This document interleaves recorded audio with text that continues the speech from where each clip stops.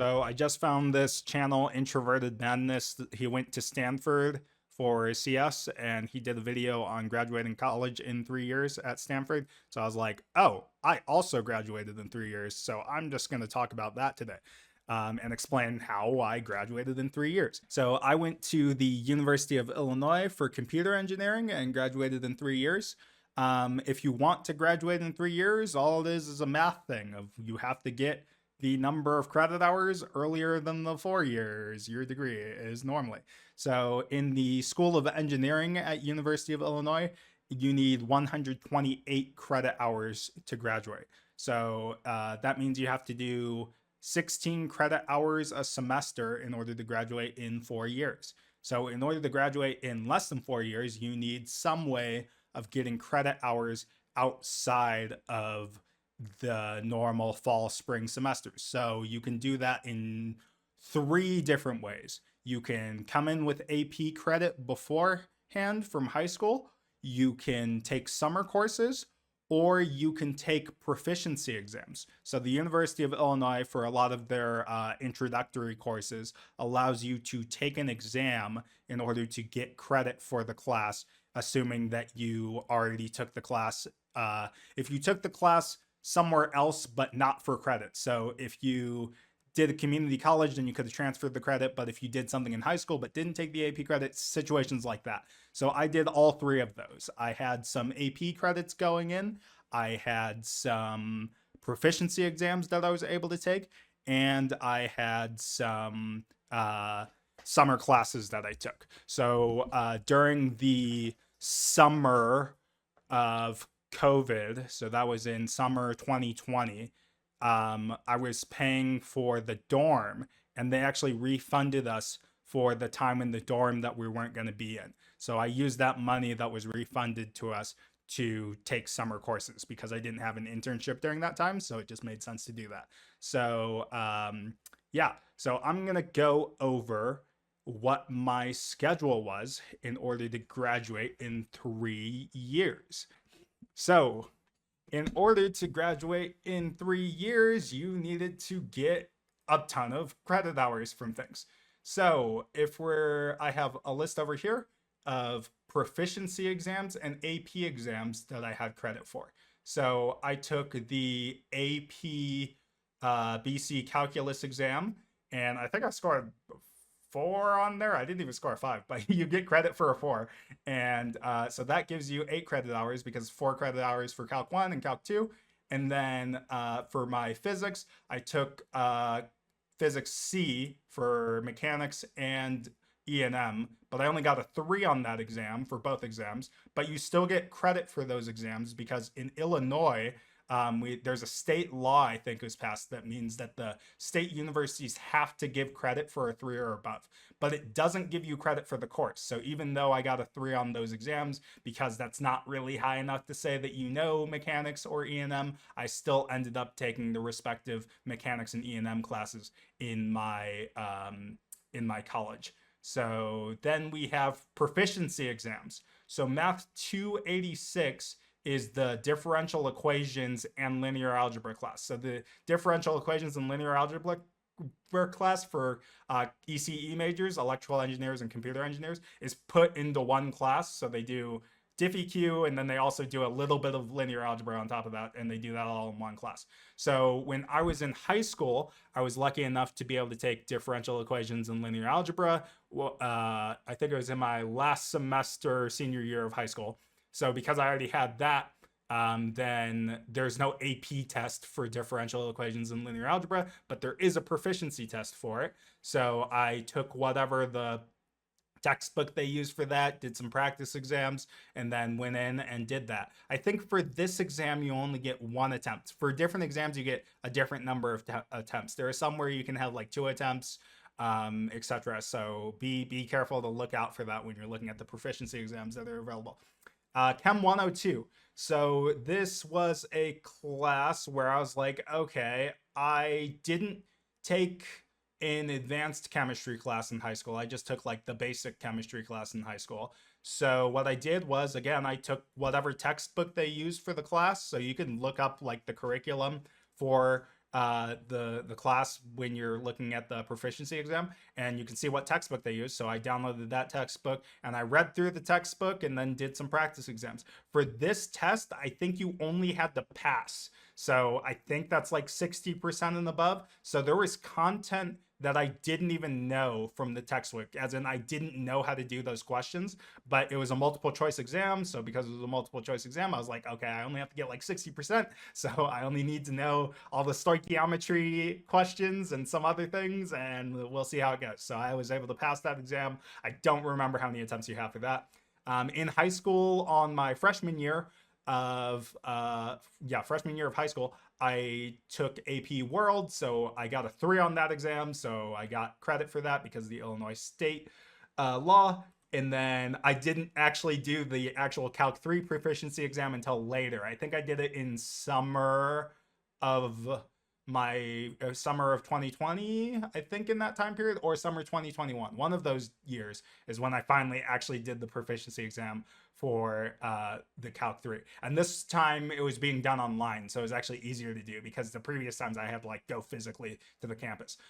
So did that and got Calc 3 credit. So now that's credit that I got from proficiency exams and stuff. So you can see that it's 28 credits, meaning I'm only 4 credits away from having the equivalent of a year extra done if I'm doing the 16 credit hours a semester math example. Now we'll go into what I actually did my freshman year. So in the ECE curriculum, they actually want EEs to take ECE 110, which is Intro to Electronics, and they want CompEs, computer engineers, to take ECE 120, which is the Intro to Computing class. So they have you choose one or the other for that class. But one of the things that I saw is that our honor society at UIUC, ECE, HKN, I forget what that stands for. Eta Kappa Nu, something like that. I don't remember what it stands for. But anyway, they have a website. I can link it in the description, where they have a website, and I can also show it on screen. They have a website in which they had like a bunch of example schedules of some of their students. And one of their students was someone who graduated in 3 years. And I was like, oh, I wonder what that's like. So I looked at his schedule, and he did that ECE 110 and 120 in the same semester, because there's actually nothing when I was at the school. Maybe they changed it now because they didn't want people to do that. But when I was at the school, they didn't prevent you from taking both at the same time. So I decided to take both at the same time, because ECE 110 is a prerequisite for ECE 210. 210 was a analog signal processing class, and that class you needed, it was a co-requisite with the differential equations class. So you had to be at that point in order to take it. But I had already gotten the proficiency credit for the diff EQ, so I knew that taking 110 made more sense, so that I could get ahead in my curriculum more quickly by getting the prereqs out of the way. So ECE 110, ECE 120, did those together. And then this ECE 199 was this class that, so there's a series of 199 classes they had for a lot of the intro classes. I don't know if it was specific to engineering, but a lot of STEM courses had this, where it was like some extra help for whatever the course you were doing. So this ECE 199 was extra help for ECE 120, and it was 1 credit hour. So I was like, okay, sure, I'll do that. So it was like extra study hall, super fun class, met a lot of people there. It was cool. HIS 144 is a Western civilization class, the 1660 something. I forget what year it went to, but sometime in the 1600s. So I did that class. That class was a terrible idea to do, because I had to like read textbook discussion stuff every night and then write essays. There were long essays, and I was just like, why did I take this as an engineering major? Whatever. So there we go. The other thing that I should note about my experience with graduating in 3 years is that I cared about GPA, but I didn't care so much that I like needed to get straight A's. That that important to me. I think I graduated with like a 3.3 GPA, and I work currently in the semiconductor industry as a computer engineer. So it's like, and I don't think anyone ever looked at my GPA when it's not even on my resume. So if that tells you enough, it's like, okay, do the coursework, and do you know enough to like actually land the job? Because I had technical interviews and all that stuff, and I did fine on the technical interviews. So yeah. So grade wise, try to be, I don't know, B or above. In my last semester, when I had the job already, I got C's in some of the classes because I was like, it doesn't really matter. I have a job now. So that's how that went. Then physics 212. I actually did physics E&M before physics mechanics because I was gonna try to take the proficiency exam for physics 211, the mechanics class, but I went and took it. I failed the physics mechanics exam, but I was already registered for the E&M, so I took E&M before mechanics. It made mechanics infinitely easier because you understand vectors way better from doing electromagnetism. So by the time you're doing mechanics, it's like way easier. And then Math 213 is the discrete math course because I think there was some sort of prereq you needed in order to take the CS equivalent of discrete structures. So I took the math equivalent instead so that I could get the credit, because you have to do one or the other. So I did the math class instead of the CS class. I think you needed an intro to programming class, but ECE's intro to programming class is ECE 220. So you have to do the math variant in order to get an early leg up on that.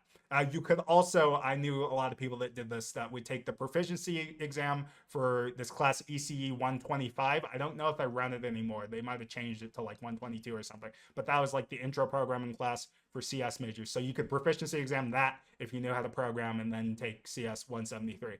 So a lot of people would do that. And then that made me at the max credit hours that you could have for the semester at 18 credit hours. There is a way to overload credits, but I think it's based on like standing and GPA and stuff for it to get approved. But because I wasn't a straight A student or anything like that, then I never overloaded on credits, because I don't think I would have ever gotten approved. They'd be like, what? Your grades are what? Why would you? So yeah, I didn't do that. Spring semester, ECE 110 is the analog signal processing class.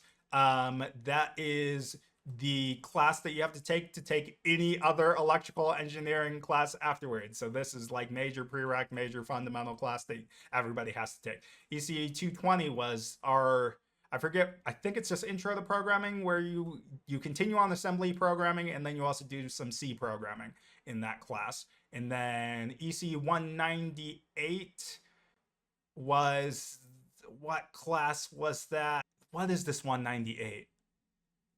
I'm trying to remember what that 198 class was. I'm going to have to look at my UIUC portal. What in the world? What in the world was that class? 198. Applications of discrete mathematics. I think this was some special topics class, and it was applications of the discrete math that you learned in that previous Math 213 class. But I think what ended up happening was, because COVID, they just stopped the class and then gave everyone credit for it. Like, you didn't have to finish. It was something like that. It was something ridiculous like that. COVID semester made things weird. Like having to do exams while recording like on Zoom to show your paper while you were doing the exam. 297 was something that I did so that I could get project credit. So we continued the project that we did in my honor year, and then after doing that project, got credit for it by signing up with a professor to be like, hey, can we continue this project under you? So we did it for 1 credit hour. Rep 105. This class you have to take if you don't score well on the English section of your SAT or ACT. So you have to score above a certain threshold on your English section, or what's it called, reading section for SAT or whatever the equivalent is in your ACT. I did not score that well in my writing section for my SAT, so I had to take this Rhetoric 105 class. My writing skill was good enough that this class did not matter at all, but it was like, okay, whatever. Physics 211 was this class for mechanics, physics mechanics. Okay, so that's freshman year. Now, after freshman year in the summer, because COVID semester, so I had the extra credit, there is this school called, yep, Parkland College. So they had, there was the local community college in Urbana Champaign. And oftentimes people from that community college would transfer to the University of Illinois afterwards. So there was a lot of credits that could be gained in the community college that you could transfer. So I took an anthropology class and then got 3 credit hours for that because I wanted to get a lot of my gen ed credits out of the way. So I already had 3 gen ed credits from the AP World class. And in total, you need 18 gen ed credits. So that means 6 courses. So I only needed 5. So one of them that I did was the HIS 144 because you needed, there was a Western Civ requirement or some sort of Western history requirement. There was a non-Western history requirement. And then there was some third option. I forget what it was. Was it like social science? I don't remember what the third one was. I'd have to look. I'll show it on screen what the third one was.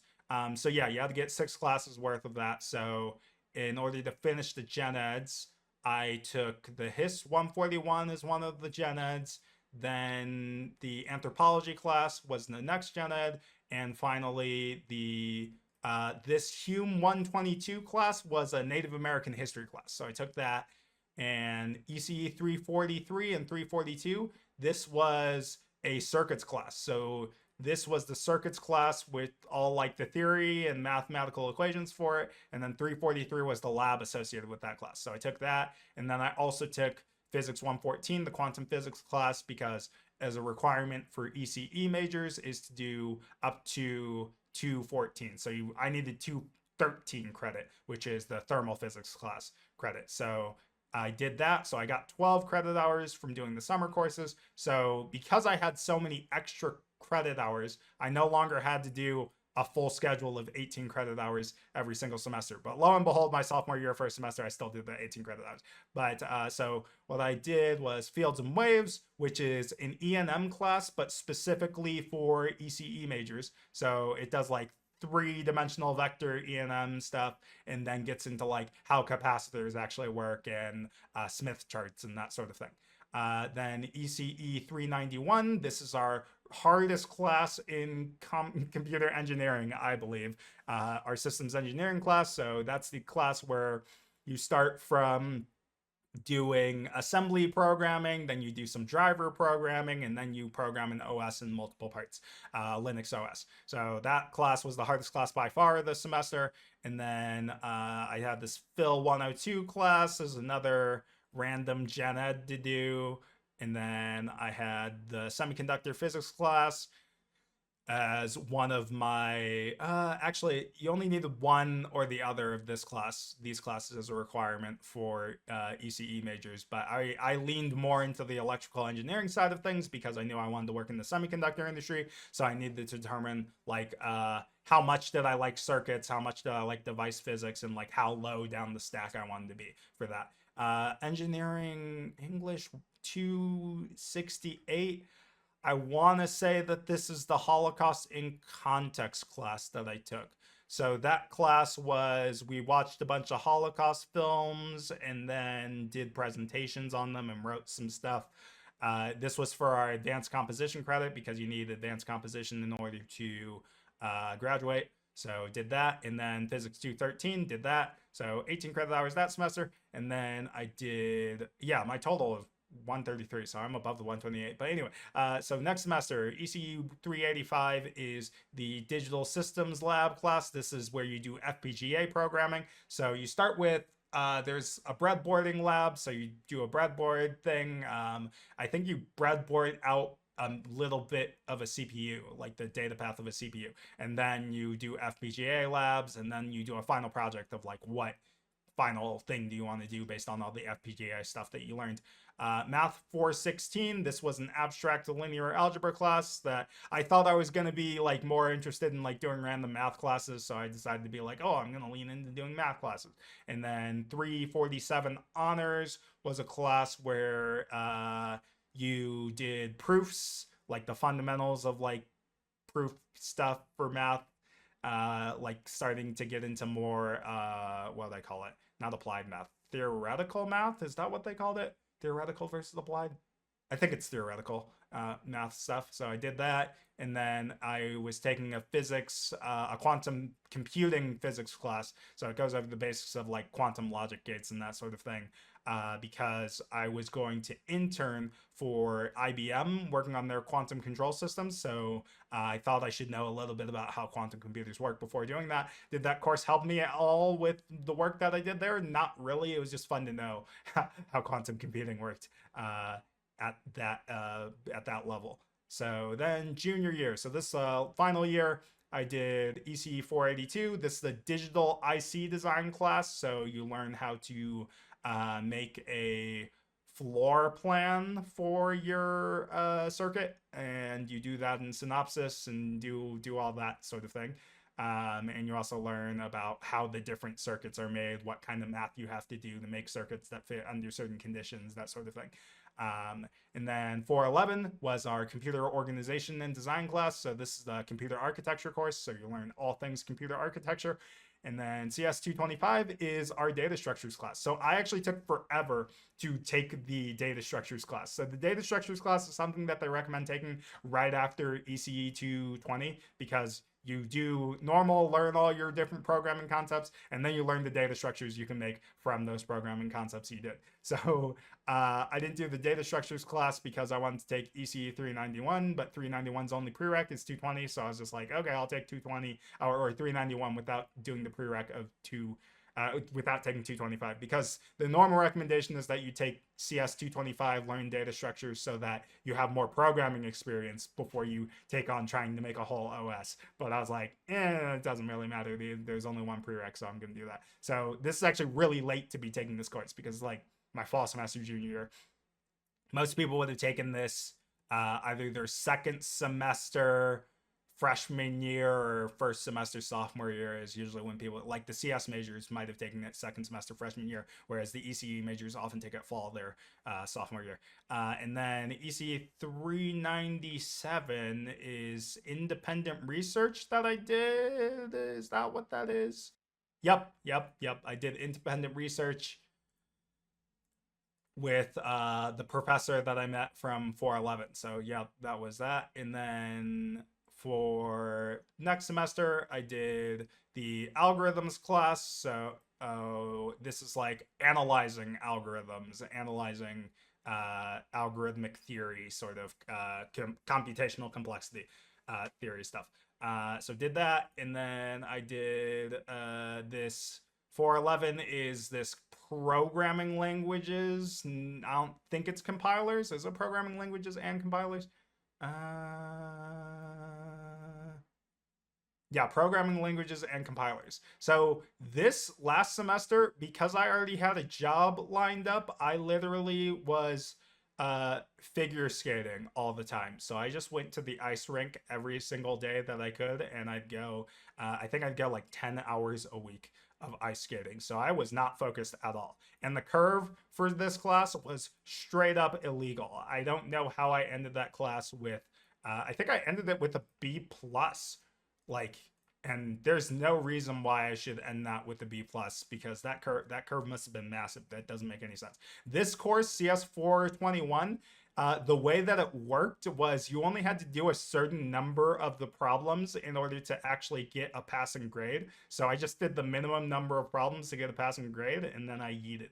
I think, did I go a little above that? No, I did absolutely the minimum. I have a D in this class. So I did the absolute minimum to pass that class. ECE 313, this is another class that I didn't take until way later because a lot of people would have taken this class their sophomore year fall semester, but I just took forever to take it. So I took that class, and this is another class where I'm surprised that I got, I think I must have ended that class with a C. Yeah, I was surprised that I got a C and not a D in that class, because basically I only did the minimum that I needed to know for the homework. I'd like come into office hours, grind the homework real quick, then yeet out. And then by the time the tests came around, I didn't know basically at all what I was doing. I think we had like one cheat sheet or something we could use. I don't remember. So it was that sort of thing. And I remember I went into the final not knowing anything. So I skimmed the whole final. And when I skimmed the whole final, I was like,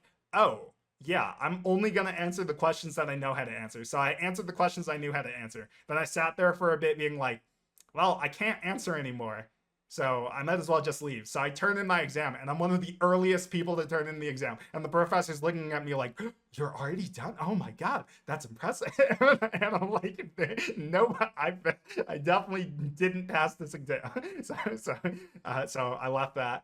And then ECE 512 was a computer microarchitecture course. There was a grad level course with the same professor that did the 411 class, and he liked me, so he was like, oh yeah, I'll give you approval to be able to take that class. So I took that class, and that was another situation in which I was like, oh my God. But it's just because it's a grad level class, it was literally just like lecture, here's a project. So it was the one time that I was pulling like an all-nighter. I was literally in the lab, falling asleep, waking up, going on my computer, and it was like it didn't even matter whether or not I got it correct or not, because it was just like it didn't affect whether I'd graduate. But I didn't want to fail my professor because I liked him so much. So I was like, okay, fine, I'll put in as much work as I can. But I like barely got anything done for that project, and then presented whatever the hell I presented, and then it went from there. So yeah. That's how I graduated in 3 years. This is my schedule for graduating in 3 years. This is a bit of a rant, so I might do a better video where it's more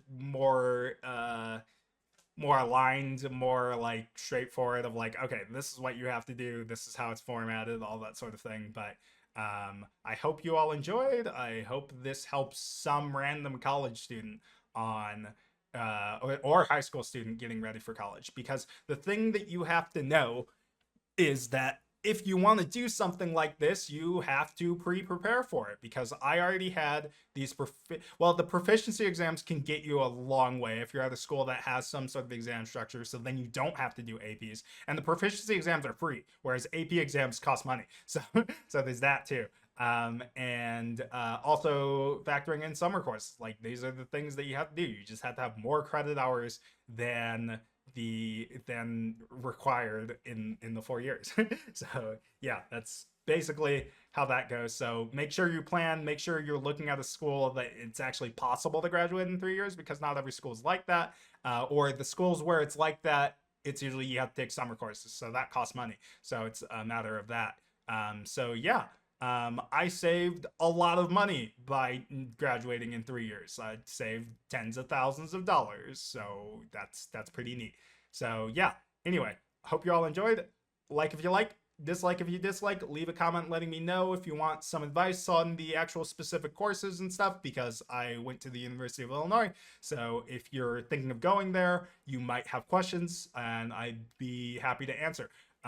Back when I was in school, I would answer people's questions, prospective students' questions all the time on the Reddit. So I'm very well versed at doing that sort of thing. So I will see you all next time. Bye-bye.